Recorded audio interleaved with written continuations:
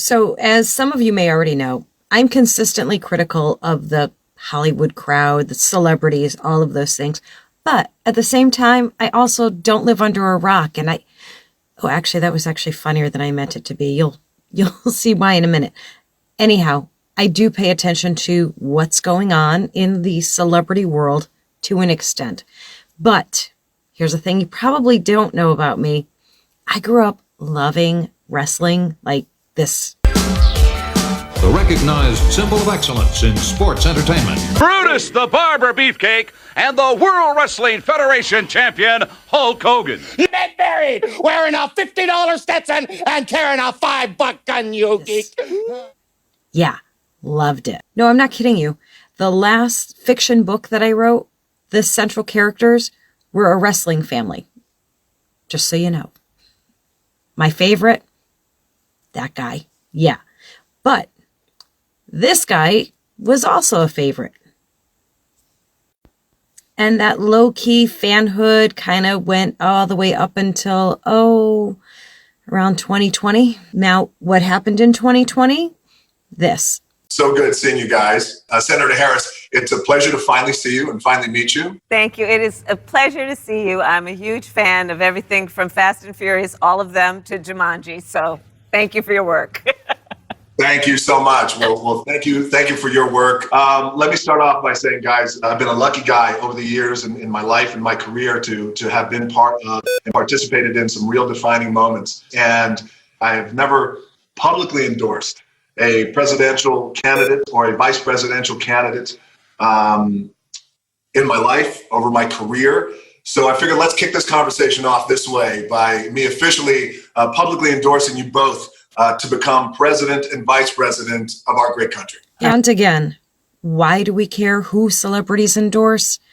We don't, not really.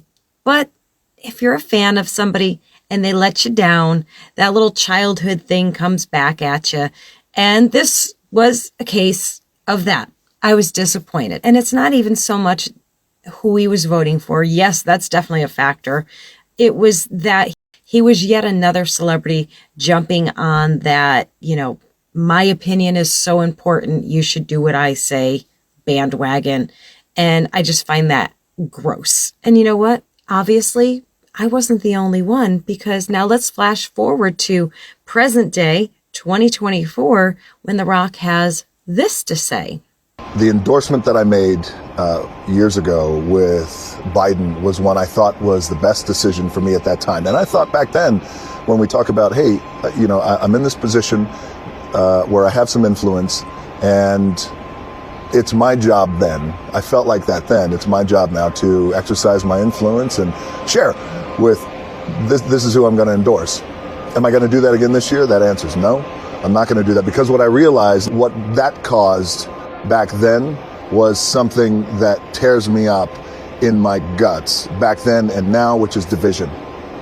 And that got me. And the takeaway after that, months and months and months, I started to realize, like, oh man, that caused an incredible amount of division in our country. So I realize now, going into this election, I'm not going to do that. I wouldn't do that, because my goal is to bring our country together.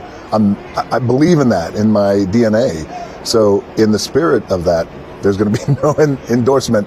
Not that I'm afraid of it at all, but it's just I realize that this level of influence, I'm going to keep my politics to myself. And I think it's between me and the ballot box. But I will tell you. Now, I've gotten a little bit cynical in my older age, and I can't help but think this is less of him trying to be neutral and, just taking this deep self-evaluation, and more of him trying to save his fan base that dwindled a lot. So is he backpedaling, or is he genuine? What do you think?